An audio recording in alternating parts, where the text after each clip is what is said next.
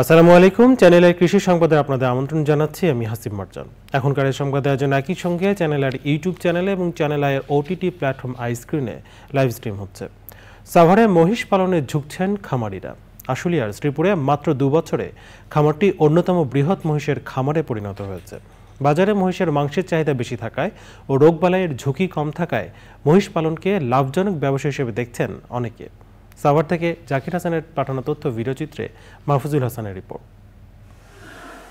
মহিষের রোগবালাই কম হওয়ায় এবং স্থানীয়ভাবে মাংসের চাহিদা বেশি থাকায় 2 বছর আগে আশুলিয়ার শ্রীপুরে 5টি উন্নত জাতের মহিষ নিয়ে খামার গড়ে তোলেন আব্দুল কাইয়ুম। ভারতের সীমান্তবর্তী বাংলাদেশের হাট থেকে ইন্ডিয়ান জাফরাবাদ সহ উন্নত জাতের মহিষ এনে পালন করা শুরু করেন।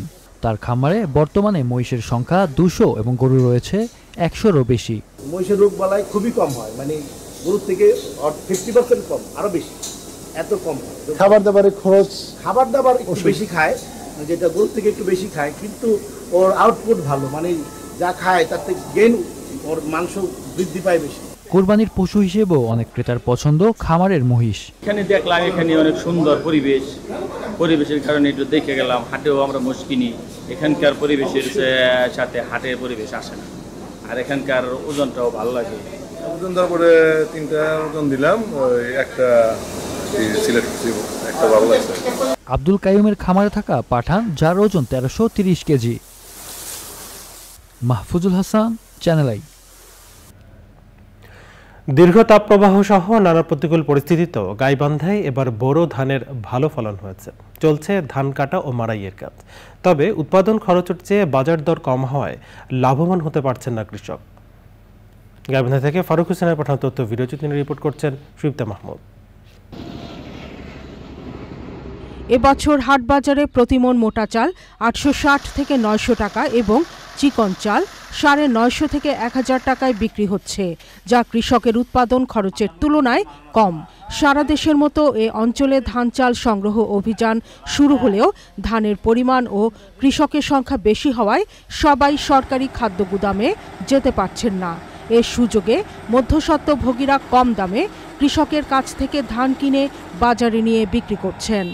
সারের দাম বৃদ্ধি, শ্রমিকের দাম বৃদ্ধি, সব মিলিয়ে উৎপাদন ভালো হলেও আমরা হচ্ছে না, আমাদের পোষাইতেছে না। ধানের দাম মোটাটা 900, 850 থেকে 900 টাকা, চিকন ধান 1000, 1050। এইভাবে ধান বিক্রি করে তো খরচ উঠবে না আমাদের। বৃষ্টির জন্য আগে ভাগে ধানটা আমরা কাটে মারে ঘরে তোলা হচ্ছে। কোনো চিটা পাতার নাই, কিছু নাই, খুব ভালো। এবার খরা হচ্ছে, আমরা কাটতে খুব সুবিধা পাচ্ছি। ওষুধ বিক্রি এবার কম, এবার খুব ওষুধ পাতি কম দেওয়া লাগিয়েছে।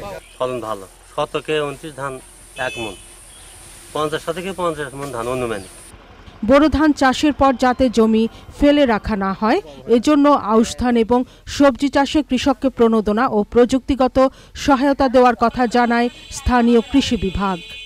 এবার আমরা আশা করতেছি যে 1 লাখ মেট্রিক টনের মতো ধান উৎপাদন হবে। কৃষক এইবার ক্ষতিগ্রস্ত তেমন হবে না, কারণ এইবার ধান চাষের জন্য আবহাওয়া খুবই ভালো ছিল। কৃষক শ্রমিক সংকট নিরসনের জন্য সরকার সমতলের ভর্তুকি মূল্যে কম্বাইন হারভেস্টার দিচ্ছে। আমাদের কৃষকরা এই কম্বাইন হারভেস্টার নিতে আগ্রহী এবং আমরা বেশ কিছু কম্বাইন হারভেস্টার দিয়েছি। তাতে আমাদের গোবিন্দগঞ্জে কোনো কৃষক সংকট হবে না। চলতি বছর জেলায় 1,28,340 হেক্টর জমিতে বোরো ধান আবাদ হয়েছে।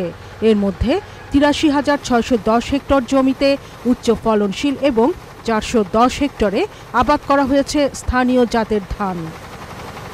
Sudipta Mahmud, channel I. Channel I কৃষি সংবাদের আজকের আয়োজনে পর্যন্তই। পরবর্তী সংবাদ আয়োজনের আমন্ত্রণ জানিয়ে এখানেই শেষ করছি। ধন্যবাদ সবাইকে।